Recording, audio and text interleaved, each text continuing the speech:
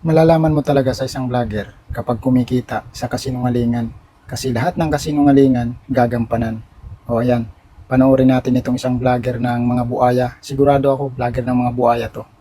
Alam nyo mga kababayan, minsan naiinis na rin ako kay Pangulong Bongbong Marcos. Oo, mga kababayan, sobrang nakakainis si Pangulong Bongbong Marcos, no? Dahil mga kababayan, ayaw nang magpahinga.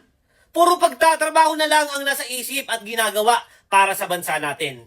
No? Hindi niya iniisip ang sarili niya, mga kababayan. Kaya naiinis ako, ayaw man lang magpahinga at mag-relax. Yan ang presidente ng Pilipinas. Walang pahinga-pahinga para sa kapakanan natin mga Pilipino at sa kaligtasan natin. Lahat gagawin ni Pangulong Bongbong Marcos. Napakasipag, napakabait at napakabuti. At higit sa lahat, may takot sa Diyos. Anong sabi niya? May takot daw sa Diyos.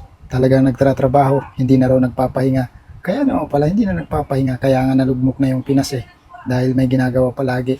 Naubos na yung kaba ng bayan, naubos na yung gold, nabenta na lahat. O, di ba?